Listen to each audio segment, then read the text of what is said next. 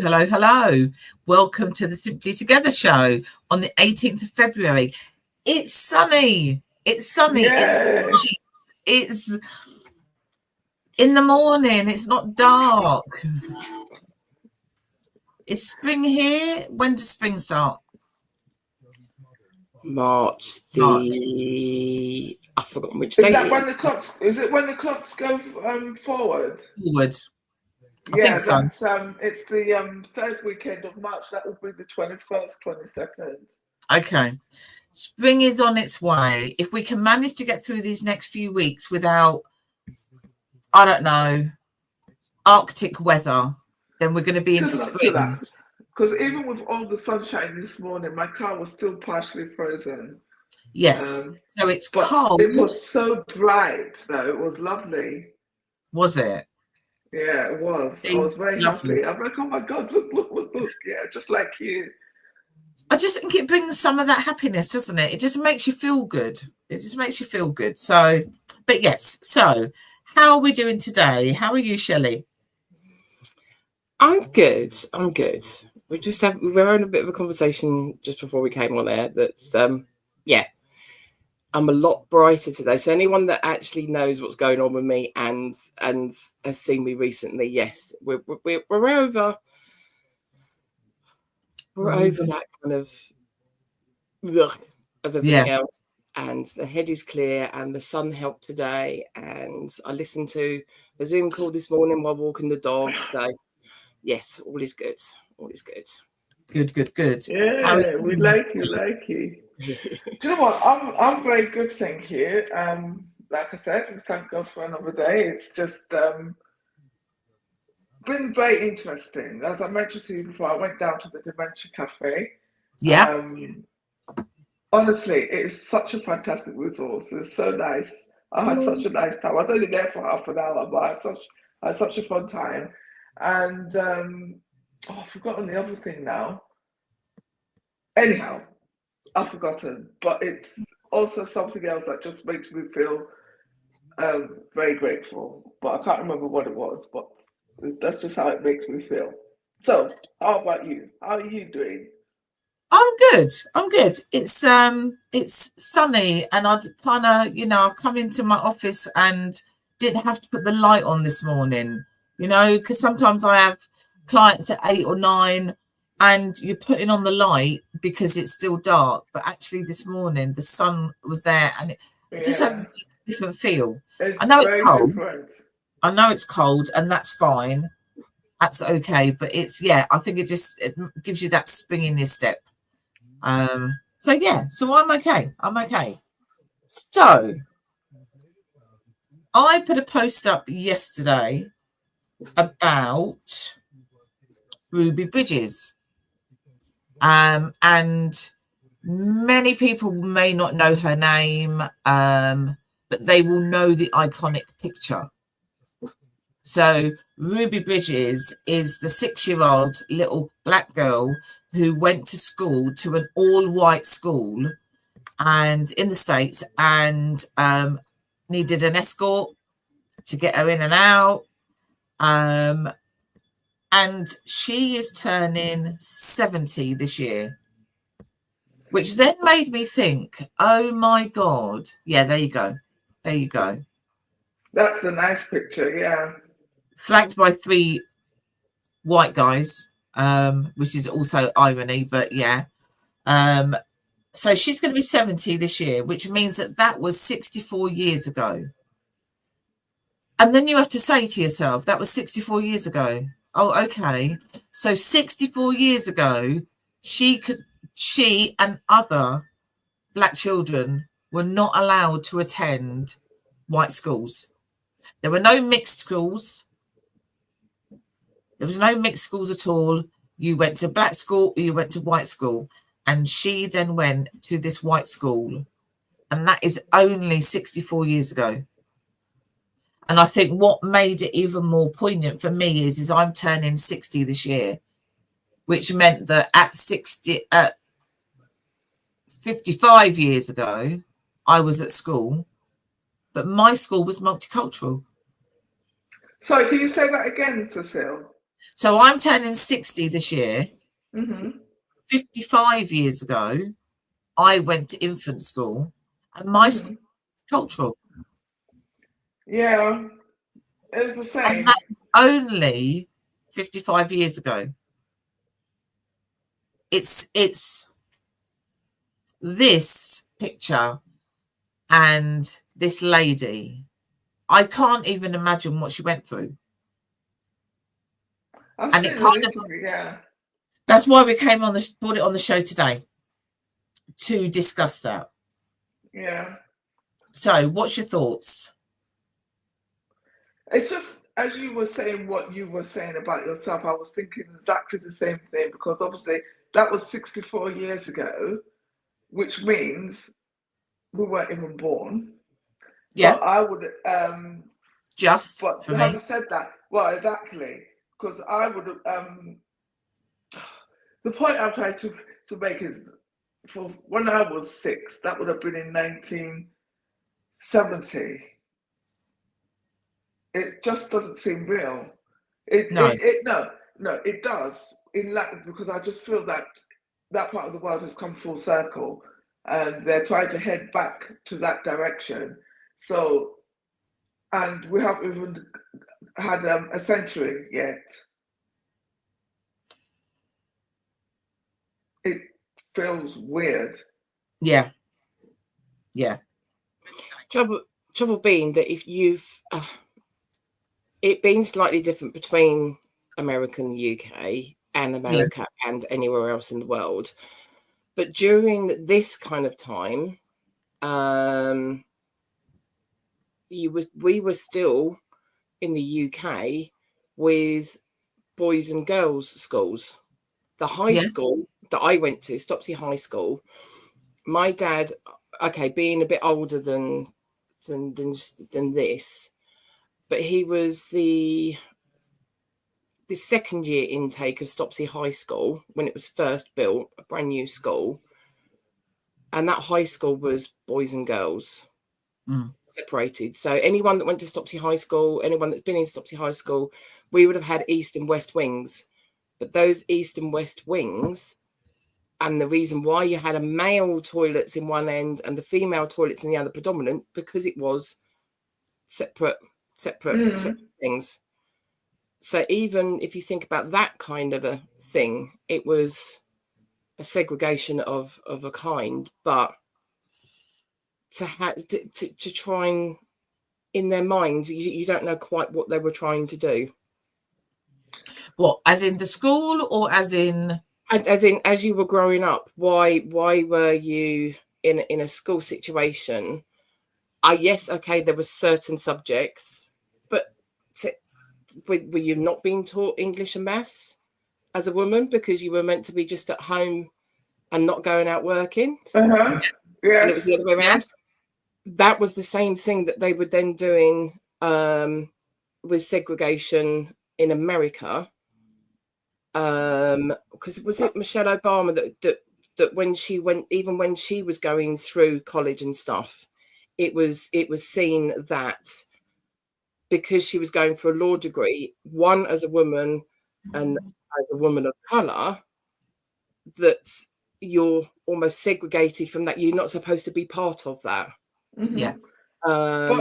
Even to the point where you had Hillary Clinton, when she says when she was going into college and doing the exactly same thing as Michelle Obama, that you had that kind of a segregation, because it wasn't the dorms that she was meant to be put in, that the law students were in, were all men. She was the only woman. I think there was about 3 or 4 women on her course at the whole university that was doing what she was doing. So, but I think in America, go on, I was Nico. going to say the comparison between UK and America at that time, I think, is slightly difficult, though, because when you take it from a gender issue, right? Obviously, females were not supposed to exist. We were just there for the reasons you said. We didn't belong in society. We belonged to our husband or our father. I think the problem with segregation in America, in the context of race, is that a lot of those people were there under duress, right? They're not native to America. They were brought there, and the segregation was more. It was to me. I just see it as a resentment kind of thing. It's like, how dare you? So it's an extra layer. So everything that you have said about them separating the genders, incidentally, I am actually listening to a podcast about that. Very interesting. I'll share it with you. It is about the separation of genders, and then you've got the added layer of race as well, which in America is much bigger, I see. And sometimes you don't even think anything of it. What now, or that? No, I'm thinking in terms of the gender separation. To be honest, like when I lived in Nigeria, I went to girls' school. My brothers all went to boys' school. It didn't even click to me that there was anything particularly wrong with it. It's only later on when you look at it in the context of this, in the context of the subjugation of women as well, that you just think, oh, okay. Yeah. So it is an odd one that it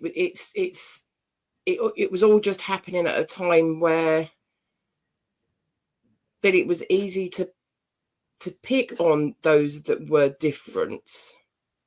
I don't mean pick on them as in like the schooly kind of thing, but just highlighting the fact that you were different and things, and put people into these boxes. That's all they seem to be doing, but it made such a huge thing by doing that. I think, but back then the main difference was colour, there, wasn't it? That was the main difference. It was the fact that these people were brought to be basically to serve. They weren't there to live a life of their own. So there is no getting away from that. It is not. It is a layer, but I think it's completely deeper, and it is much worse than the segregation of the sexes, because it just is. Because it is literally just because the segregation of the sexes was also within the Black community as well, in the sense of this is what you're supposed to do as a woman, and this is what I'm supposed to do as a man. So there's many different layers over there. But I think what you said about resentment and that kind of aspect, I think that is where that comes from. So we have you in our country, and you're going to be slaves, and then you'll then get your freedom, but we are still not going to let you do anything else, ultimately, yes, you've got your freedom, but you're not going to go to our schools, and you're not going to be this, and you're not going to be that. And I just think it's that has been going on for so long, but it's perpetuated long ago. It is perpetuated because obviously everything that they have got now has come out of the civil rights movements. This is my understanding of it. Obviously, I haven't lived it, so anybody listening, don't come for me. But that is my understanding of it and the way it has gone. And when you look where you're talking about this segregation, sorry, I'm not going off topic, but it is just that point where that resentment of the fact that you were here, you were supposed to be in servitude. How dare you expect to have a life, live your own family? And then obviously then you had the civil rights movements. Then they did, obviously they had their, what's that word they call affirmation? Positive, is it positive affirmation? I've forgotten it's the prelude to the DEI that they're all talking about now. But even with that, it is still transversed a different way to what you would expect, where the people who, I mean, I heard that and I automatically thought it was a program for people, for Black people, people of color, Indian people, etc. But the biggest beneficiary of it was still white women. So that is another layer that has come out that has separated people again. Yeah. It's like, just because we don't see that physical separation where obviously they have to be able to go to the same school, they have to be able to do this, etc. But there's still things in place to ensure that separation to a degree. Okay. It's just crazy. I'm just trying to find. So whilst looking at that yesterday, and my Facebook post was primarily about the fact that that was 64 years ago. You know, it was not 100, 200 years ago. It was 64 years ago. It's and yeah, okay. But I'm turning 60, so that's not far away from where I was at that point. What then got to me was, oh my God, I don't know if I could have let my child at the age of 6 go into that school and be, firstly, the only black person there. They're only 6 years old. And how old was that person that made that comment? Who? No, I said that. I'm thinking that. I am thinking, I don't know if I could have sent my child in there.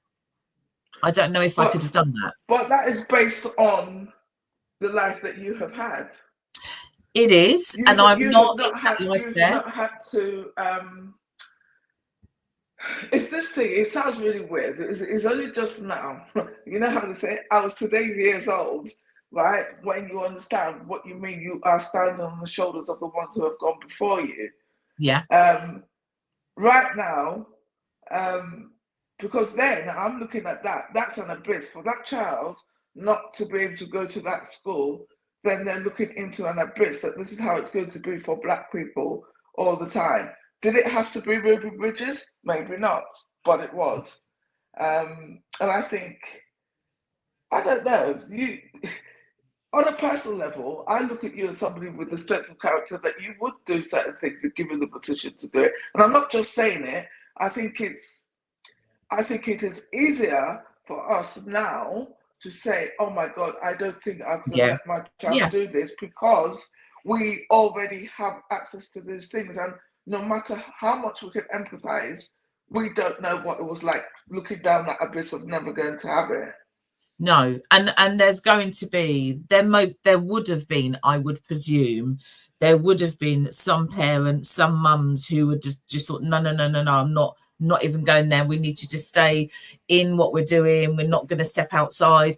But those who were involved with civil rights and having a voice, obviously like her parents, then fought for her to be able to go there. Would I do that? Most probably, but there's still part of me that is like, oh my God, my child. But as you said, that is based around what my children have had growing up. Yeah. I think Oprah Winfrey said something similar.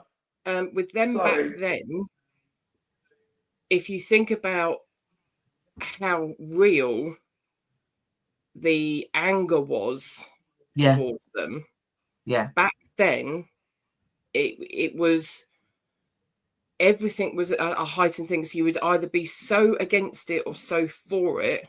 There was no middle ground. There was no anything else. And if you actually look at the picture quite closely, that she is actually on her own. Yeah. It's those that are protecting around her are white people as well. Yeah. As are the police officers or security guards, whatever, that are the other side of the door. Yeah. And you would never know on that who would actually be on your side. Yeah. Because when you had the KKK, they all had masks on. You didn't know what people were thinking behind the surface. They could be the nicest person in office around you, but actually then behind the scenes be completely different and have completely different views. So not only was it you heard it all the time, and you had it like thrown at you all the time of being a person of colour living in our village and everything else. You also then had the threat, the actual terror of not knowing where it's coming from. Yeah. So you had the extra layer on top of that. So it wasn't like in school you're being picked on because of your race or your beliefs or anything else. It was then the terror that was then behind that you wouldn't know where it was then coming from. Yeah. So as far as you were concerned, everyone in that was the same way. I've had grown-up conversations with my niece and nephew that are lived in South Africa. So they live in Joburg. So they grew up knowing what the apartheid thing was and knowing how their country tried to turn things around. And now, as you look at it, unfortunately, you get corruption because of what they've gone through previously to what they're living now.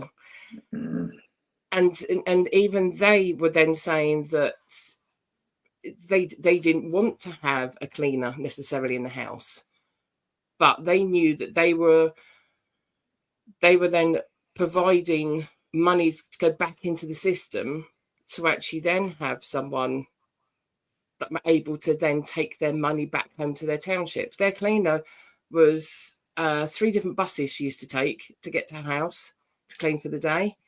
You go into the shops and you think it's kind of old fashioned, but no, it's that they employ more people because you have someone that puts the goods through the till and then someone that packs your bags. So they're employing people. See, try and change things. See, okay, that's a tough one. That is a tough one, because I would flip that around. Being that growing up in Nigeria, we had people who came and helped out. They cleaned. They basically lived with us, and they were helpers, they were cleaners, they were servants, but we're all the same color. And obviously, like you said, you were given employment and stuff like that. But then those people, when they grew old, they would get a profession and they would go through to life. They'll either go and get married, or they would go and become a seamstress or a tailor, or open their own business or whatever. But that wasn't the case in South Africa at all. I just find, I don't know. That one is a tough one. It's a grey area. That one is a grey area, because for some people, that's how that is the viewpoint, and they're putting the money back in to the townships, etc., etc. For other people's perspectives, is you're still doing that same thing. You are still having servants, slaves, etc., etc., whatever you want to call it. You're still doing that same thing, because actually you're getting somebody in because there must be white people in South Africa who are on a low wage themselves. Are they going and being the cleaners? They have now. There's some white people that it's changed round, and they're now in the townships because I saw throw over the land and everything else. That they've lost different things, and I mean, for my brother-in-law, he would always be told by the people that would work for him, he was taking it completely that as he grew up over here, this is how we are. And his wife, even though that she's South African, she grew up more over here, that I employ you. So if I've asked you to do a job, I'm going to pay to have your driving lessons. You pay for like 5, 6 different staff to have driving lessons to drive his cars. And they were then saying, "Are you sure?" And he's like, "Well, yeah, I've employed you and I need you to do that." Then he spoke to some other businessmen. They were like, "Oh, no, so you took it out of their wages?" And he's like, "No." Yeah. No, hang on a minute. He's a different person, though, isn't he? I was going to say he's the outlier. That's not normal. Yeah, to look after the people that he's got there. Where actually some of those other businessmen, they're going to let you learn to drive, but they're going to take that out of your wages. Yeah, you know, I've got a I spoke to Trisha yesterday. She's one of our Simply Deez ladies who is a teaching assistant. So she said one of the things that she said was because she obviously works in a school, she would want to know, if she's talking about her children when they were going to different schools, she would want to know if there was any black children, because as a black parent, it's just a worry. It's a feeling that your children will already be isolated if they're just in a school full of white children. Your child is already going to be isolated. There's also that feeling of safety in numbers, even though that may sound silly. But if there's more than one of you, then there's somebody that you can then be with. Because by the looks of it, Ruby Bridges was on her own completely. Yeah. She said that working in a school, there's nothing greater than seeing how many colours there are and how the children are integrated and how they're learning about other cultures. And also black children seem to be amazed when they see a member of staff that looks like them. She walks through like 4 and 5 year olds, and the black kids will then make a beeline for her because they can see themselves. And that's what we need in life, is to be able to see yourself. If you can't see yourself, then how do you know that you can actually attain anything? If you can see yourself as Barack Obama as president, then that's what you can then do. But if you don't see, I think it's the obliteration of rights that they want to have. Because going back to the people that Shelley was talking about,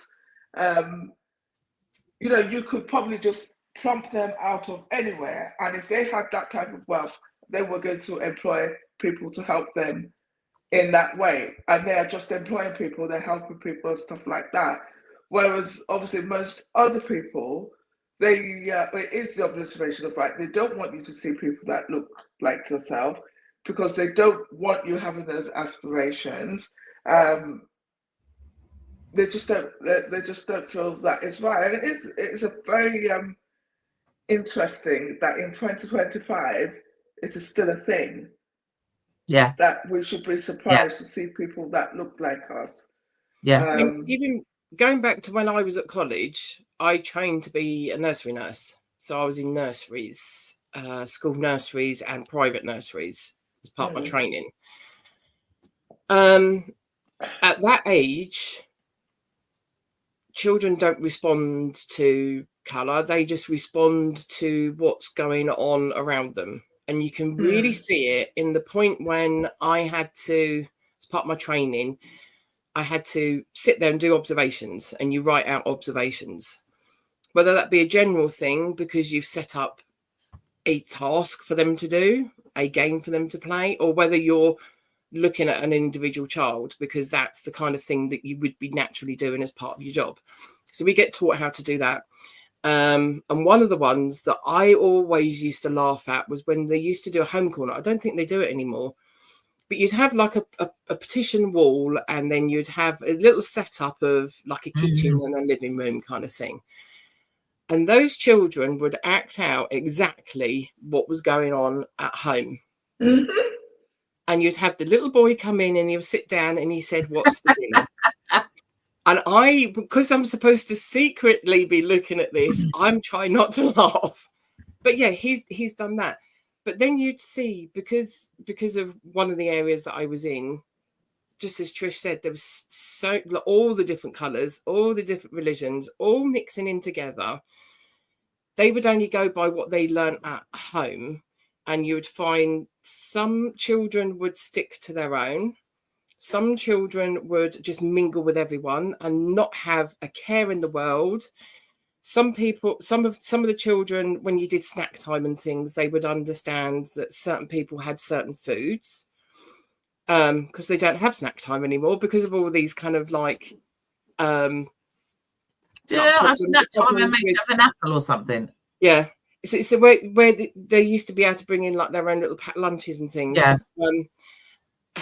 But they would just understand that was the way that way that it was, but you would naturally see what their home life was like within minutes, how they were reacting with different things. Like one little girl I did actually use as part of my college thesis, that was she would always come in and it didn't matter what doll that she wanted to play with. It didn't matter that someone was, because we'd have all sorts of the different colours and everything else, because you had to, it was all this kind of like, oh yeah, it has to be seen. And I was always, way back then, it was always, well, yeah, they're just there. Don't make a thing of, oh, right, okay, so, because one of the teachers did turn around and say, oh, we need an Indian doll because we've got an Indian girl joining us. And it was like, no, just you not just have an Indian doll because actually you have an Indian doll. Yeah, yeah. There was a comment like that, I do remember. But it was, she didn't matter what she played with. That doll was just her baby, and at that time that she's playing with it. I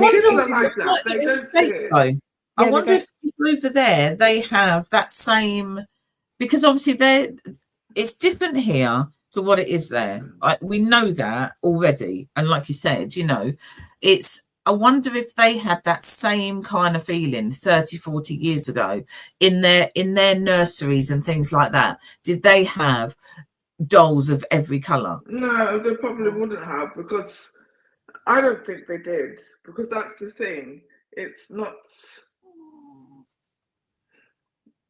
I just don't think they did. When I just look at the history, when I look at businesses that are doing those things, and I look at they didn't have. But you know, go back to what Shelley said. I saw a video the other day. This girl, she's a young black girl, and she said, the title of the video was "The Day I Found Out I Was Black." I'm like, what are you talking about? What it was that thing that Shelley said. So when she was little, she went to whatever school she went to, and like you said, sometimes people just have a kid to their own. And she's looking at this girl. The girl was Indian, but they're the same complexion. This girl is black, the girl is Indian, but they're similar complexion. So they became best friends. And it's that thing, I can't remember what class it was in there, whatever it was, but she decided that because this girl that became her best friend, they were like sisters. So obviously they're the same. And so the girl was teaching her how to speak Bengali, so she wasn't Indian, obviously.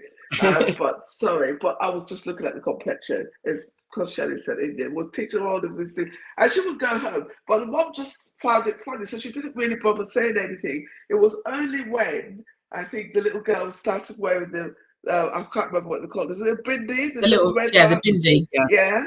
And she went out to mom, telling her mother that you're not a good mother, that why do you not have this thing? I'm supposed to have this thing, this and that. And in between that, she'd seen a boy there that she decided that she liked him, and they were going to be together, and she put it on this. It was just really, really funny. It was when the mother said, "What are you talking about?" Yeah. And the thing is, the way she was telling the story, the video was quite a long video from a TikTok, so I felt at least 3/4 of what she was saying was the truth. Right. Obviously, you would allow for embellishments and stuff like that to make the story interesting. And it just reminded me of this. What Shelley said just reminded me that children, in the sense that they're playing with themselves, they really do not recognize it. It's like you would have seen that video with the two little boys where they decided they were twins. Yeah. And it's very interesting because you do have that. Some people don't notice it, but in terms of aspirations and stuff like that, I do think that is where it really comes to play, is that you want to see. And I suppose also again, like we've said, that over in the States, that's a very different setup to what the UK was and is. It's over there. She was going into a white school. Yeah. We don't have that. And I don't know. So if somebody knows, if somebody's watching and they actually know that however many years ago in the UK there was black schools and white schools, then let me know. I had never heard of that. So in my, I would have heard of it. And again, it's different because I would probably look at it the different the other flip it round. So when I first became aware of how the education setup was in America, I first became aware of the traditionally black universities, and I said, "Oh, look at black universities. Why do they look like universities?" Obviously, because you don't know what you don't know at that young age. Yes. And then I remember thinking, well, why don't we have that here, as in here in the UK? And that's when, like you said, you begin to realize the proportion, the numbers, why the people there, etc. Because I think historically, Great Britain has had its troubles, but it's always known that it is a mix of people coming in. It's kept its history, and it's understood its history of people invading in and going over and changing right the right way back. Whereas America has never ever accepted that as their history. America, that you are American. And if you're looking at some of the white people of the South, they like to follow it all the way through and says, oh, yeah, I'm an ancestor of that person that was on that boat that landed. And then we are American. We are. And it's like, actually, no, if you really want to get down to it, the Native Americans are the Americans.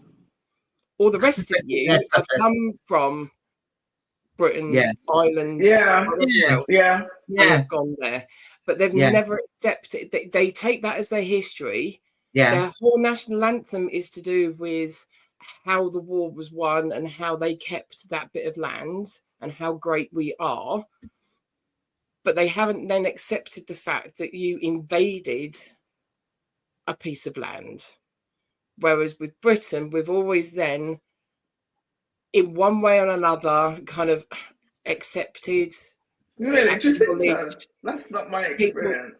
Coming in, but as in like a whole general thing that hasn't then kicked off that you're there and you're there and you're there. It individually you might do. I mean, I'm seeing when I drop off my nephew or pick up my nephew from sixth form, that they will naturally stick together as teenagers because they're kind of growing up together. They're going to different things together. And I don't get a mix as much as you used to when I was at college. And I don't know whether that's just because that's the way that sixth form looks and the way that sixth form is. I don't know. Yeah, no, I kind of don't agree. I agree in the sense of how Americans see themselves, because they went there, they conquered and divided and did what they did.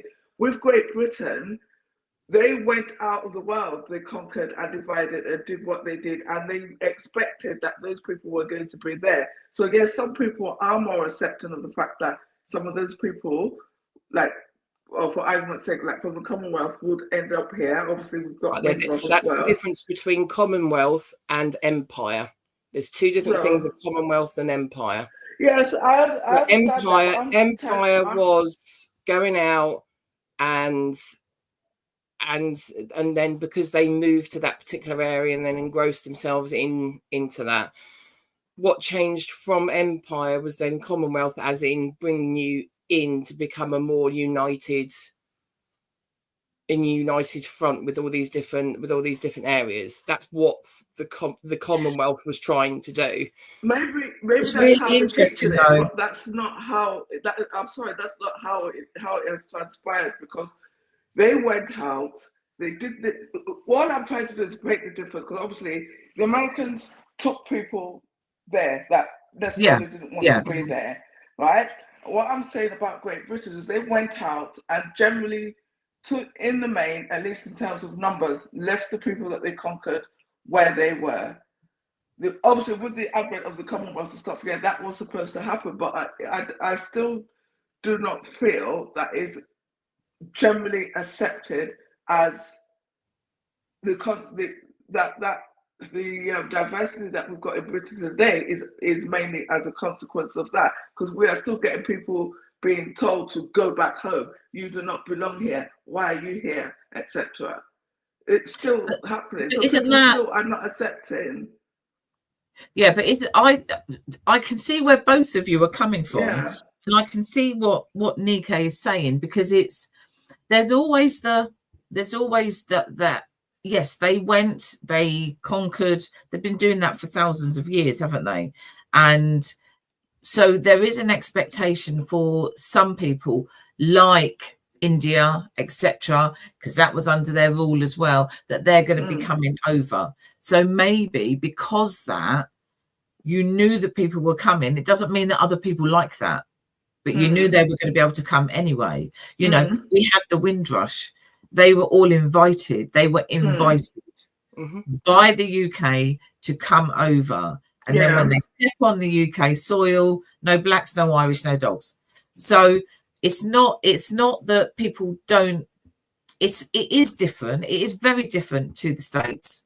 Yeah, 100%. It's a different, you know, the fact that we know that people are coming doesn't mean that they were still accepted. It is very different. I think, and maybe I said it wrongly. It's not that I disagree with what Shelley has said. I think what Shelley said, that is how it was presented, and that's how it's supposed to be. But what I'm saying is not necessarily accepted as that, which is slightly different. That makes more sense, and which is why I still think why we have I suppose we're difficult. It's different culture, so that I was going to talk rubbish. Forget that bit. Because I suppose what they could have done is when they did, at some point, they could have, in the UK, set up black schools, white schools. They could have done that, but they didn't do that. They didn't do that. So even though Windrush, for example, people were invited over, and then when they got here, they're treated a bit like crap, but they didn't separate them in everything. Yeah.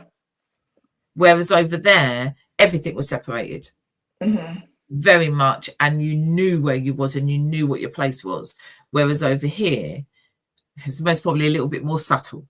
It's a little bit more subtle, because they literally didn't do you cannot go into that restaurant and eat with the white couple that are behind you. We didn't have that specific thing, whereas in the States they did have, you know. I didn't go to school and need I wasn't the only black person there, and I didn't need an escort. I think with politics side of things, America stood that as that was what the politics was going to be, that you were going to be there, but you were going to be segregated.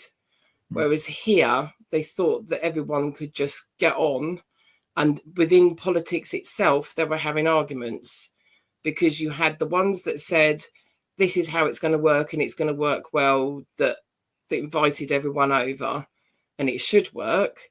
But then you had the others that were actually then in politics, even in their own parties, that were then arguing the fact that no, it doesn't then work. And because of how people were being put out of work that were living here, but then didn't actually want to do the jobs that were then the Windrush was coming over to actually then help out with, they took it as not being help. They took it as though they're taking our jobs. And because our parliaments and all those policies that were put in were not working properly and not having a strong voice, it was just left to the people to work it out themselves. And that's when you then kind of got all these people that were putting the signs up, sort of like no Irish, because that was the first thing that then came over. It's like the line of no blacks and no Irish, and then no dogs thing was just because it was because it was horrible to do with that. Just some numbers that I've just done, because and I'm a very simple person, very simple. Right. So the picture of Ruby just kind of brought up many different things. So my parents, black and white, dad was from Jamaica, mum was English, right? They got together in 1963. In 1961, Ruby needed an escort to school. Yeah. That's how different it is. you know, in simple numbers. And I think for me, that's what's so scary, is that is where that difference is. And and go back to her and going into school and etc. There must be a documentary. She must have done it. I need to have a look for that. I've seen an interview with her, because I'm convinced that for her, she was just going to school. What all the fuss was about. I'm convinced that she said, like, I remember sitting there thinking to myself, wow, what a girl. And that's good. If that's how she felt, that was good, because actually she could have felt a whole lot more than that. So the fact that she was just thinking, I'm just going to school, I think that's really good. Because she could have been terrified and concerned with every child that's around her and what they might do to her. So if she just went to school thinking, I'm going to school and these guys are just walking me there, then I think that's good. Because you're saying about like the age that your parents got together, like the year that your parents got together, that in America that would then be, people would beat you to death quite easily. And over here, I mean, you did get a lot of ag for it. You would have gone through your parents would have gone through quite a lot of ag for it. And it's usually the why, because most of it comes from if you're not understanding the person, that the first thing you're going to turn to is the anger towards it. If you're not understanding that you're going to pick holes, and it's like, well, why are you with them, or why are you dressed like that, or why are you eating that food, or and unfortunately that can get picked up in school as well, because that's what they're hearing at home. It's that picture of, I don't know whether you've seen the cartoon. So it's the three people, and it's like the one person, and the tongue goes through the head of the person in front, right? And then that person in the middle puts a blank up, wants to change it because that's their child that's sitting in front of them. So they don't want the narrative of the older person behind them coming through you to going into your child. I haven't seen that, but that's really good. But there's also, there's many pictures, but picture of a small white child and a black child walking, arm around each other, etc. And then you have the parents, because what those children know comes from the parents and people around them. They're not born having, they're not born. I was friends with, I'll just say a girl from the Cameron. I can't remember which island she's from, and I'm not saying which island that she's from and then getting it wrong. No, because then that just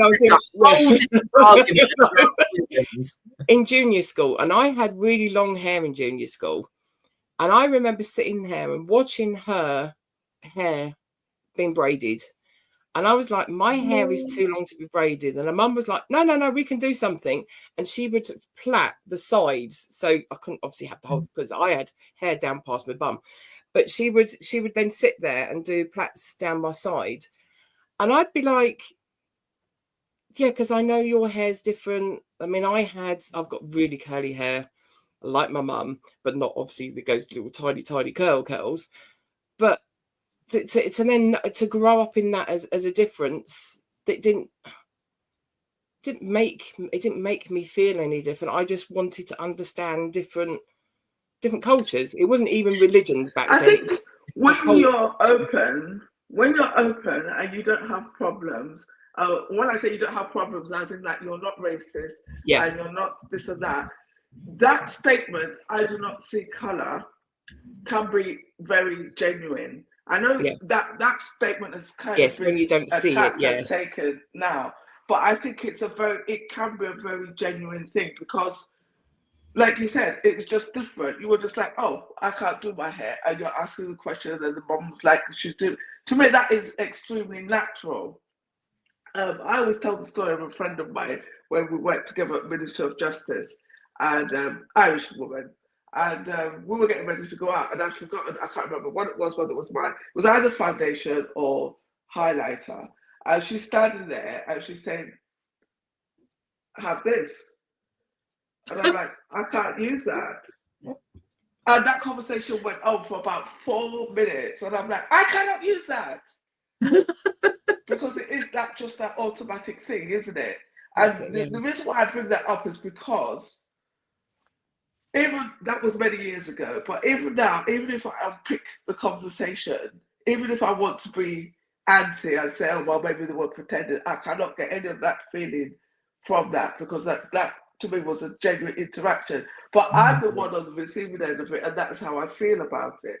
Whereas obviously sometimes people do say that, and they're not being very genuine about it. It's just the thing. But they might feel they're being genuine, but the person they're having the conversation with, at the end of it, it is them.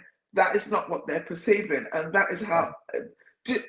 Am I making sense? But also, I think also you can, if you can feel it. So if somebody says, "Oh, I don't see color," you know what that conversation is. So you know where they've put that in, where that comes from, and you can feel whether they're being genuine or they're not. Yeah. You know, it's like that. Well, I've got a black friend. Yeah.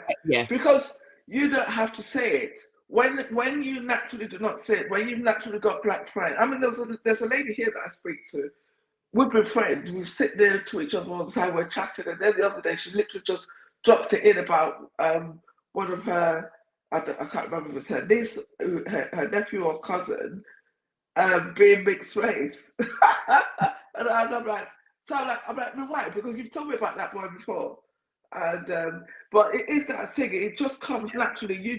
You will find that you do not have to make reference to the fact that your friend is black. You do not see color, because you don't.